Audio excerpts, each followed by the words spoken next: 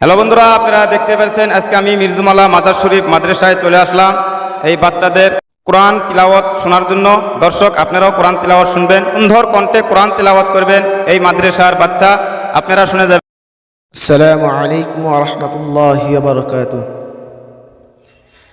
أعوذ بالله من الشيطان الرجيم. بسم الله الرحمن الرحيم.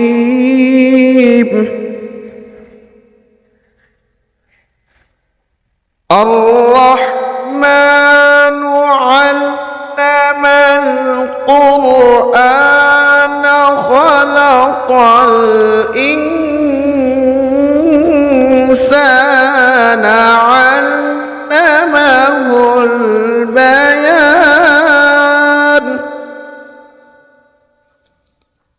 الشمس والقمر بحسبان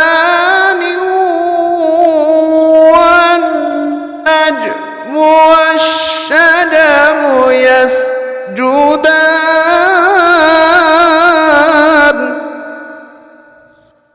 والسماء رفعها ووضع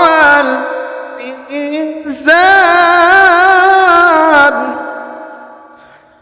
ألا تطغوا في الميزان وأقيموا الوزن بالقسط ولا تخسروا الميزان.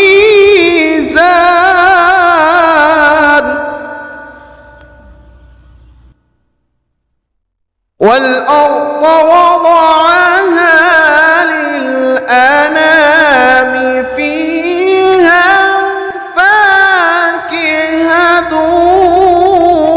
والنخل ذات الأكمام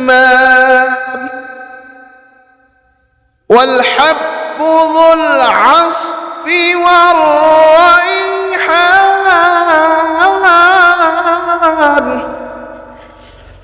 فبأي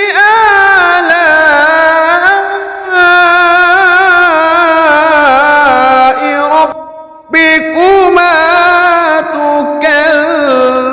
تكذبان.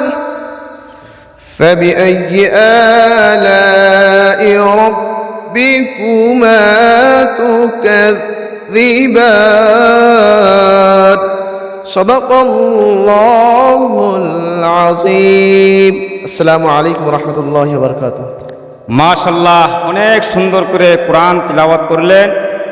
তো কোরআন তিলাওয়াত শুনে আমার অনেক শান্তি লাগছে, এত সুন্দর করে কোরআন তিলাওয়াত করতে পারে এই মির্জুমালা হাফিজিয়া মাদ্রাসার বাচ্চারা।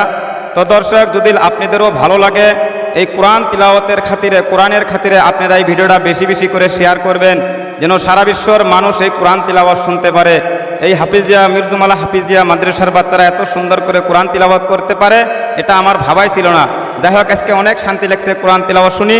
দর্শক, যদি আপনাদের ভালো লাগে বেশি বেশি করে আমাদের কমেন্ট লিখে দিবেন, আর খাস করে এদের জন্য দোয়া চাইতেছি। যারা যারা এদের জন্য দোয়া করবেন আমার কমেন্টে একটা করে আমিন লিখে দিয়ে যাবেন, এই আশা রাখি।